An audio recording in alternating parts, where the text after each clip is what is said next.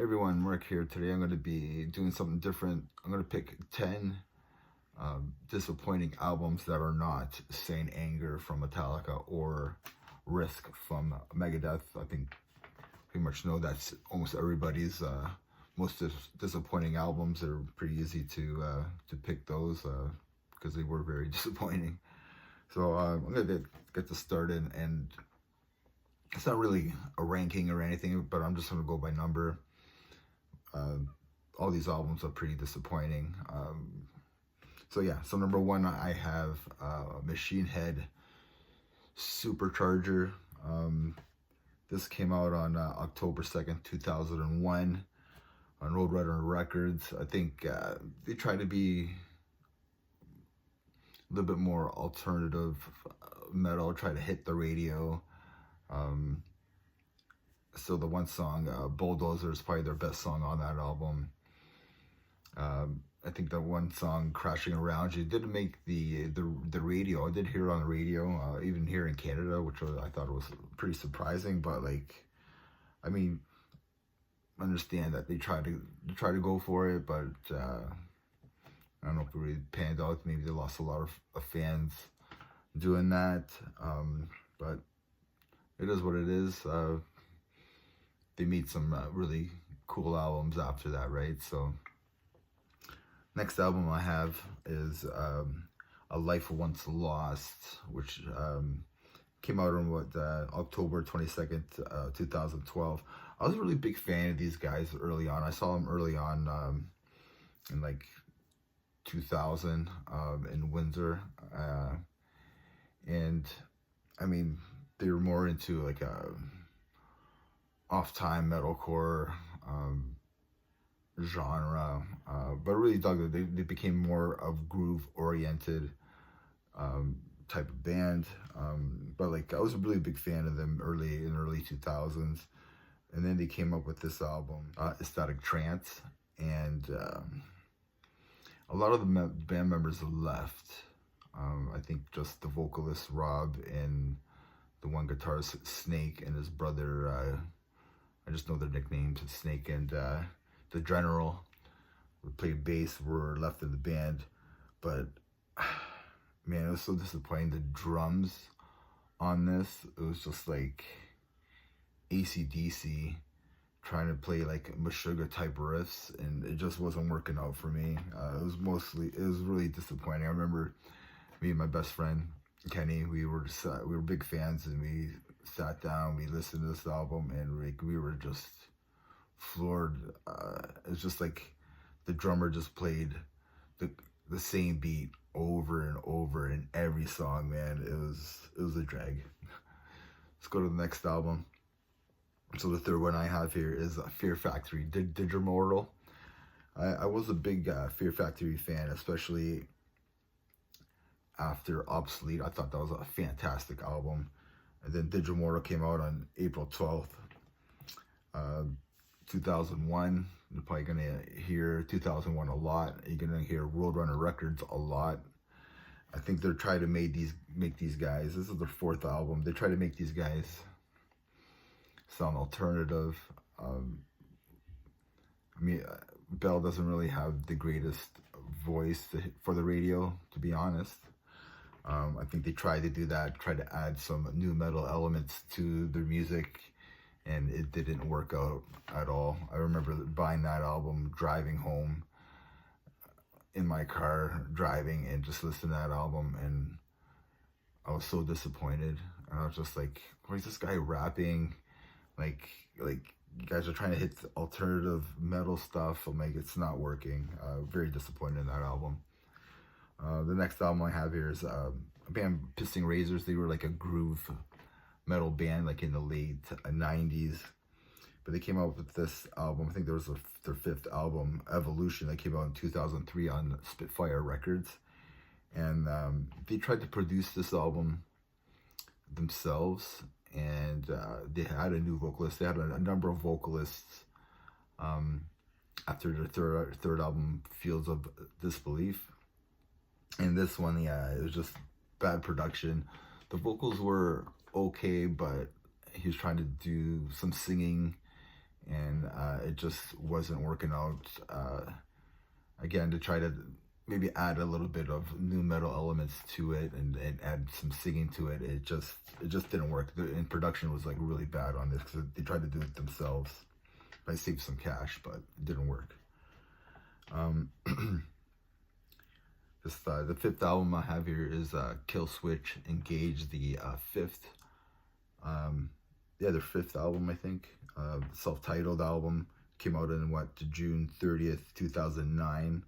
I think they just try to make this album a little bit more radio friendly, and I think they were trying to hit the radio. They were singing a lot, and I think by that time I was probably getting out of my metalcore phase and listening to more brutal stuff by that time, and I was into the metalcore, and then I got into more brutal stuff and starting to get away from that.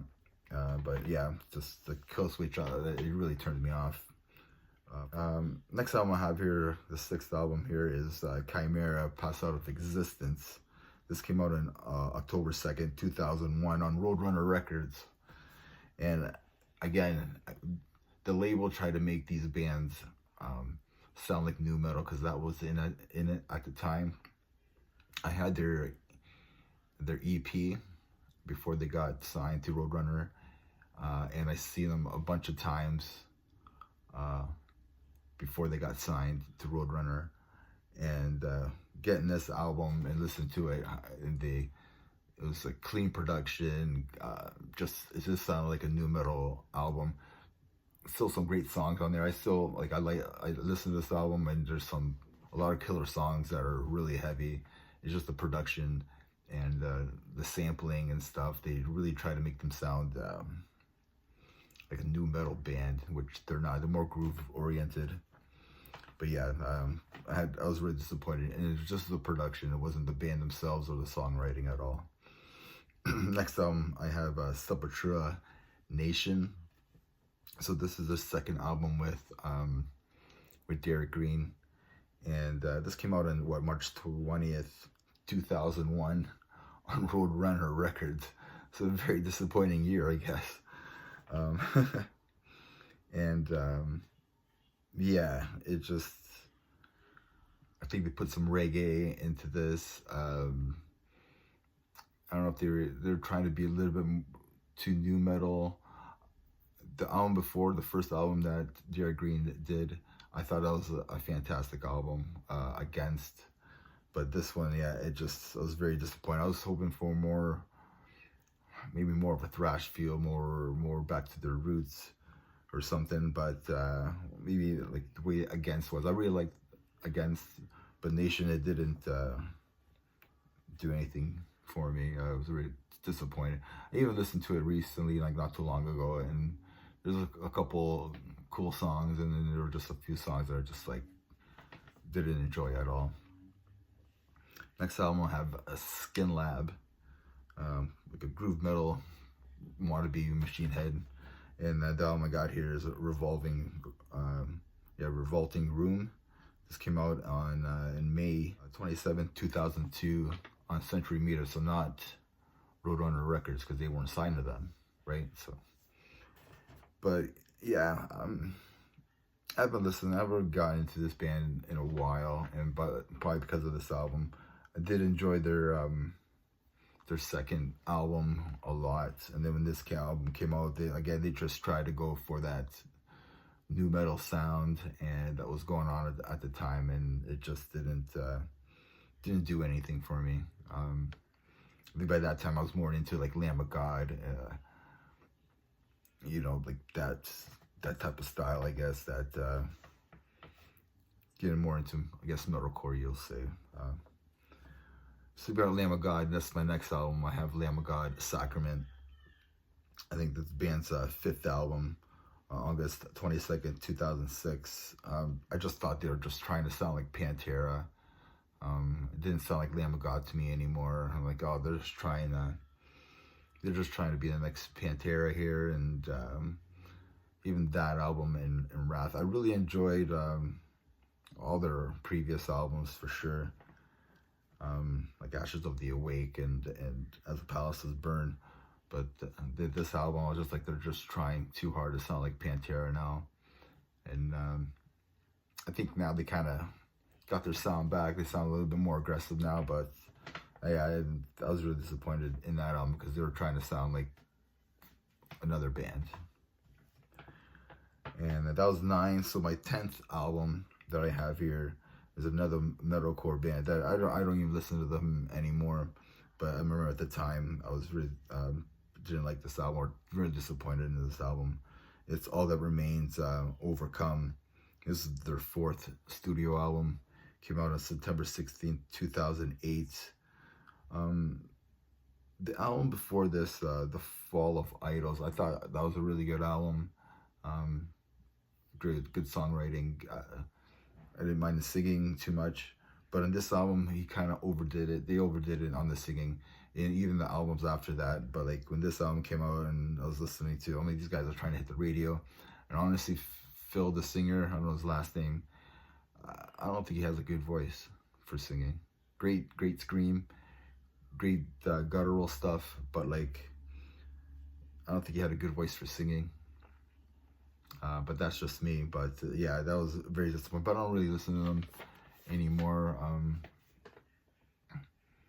Yeah, I think the one after The Fall of Idols, just Black and Hard, I think, or something like that.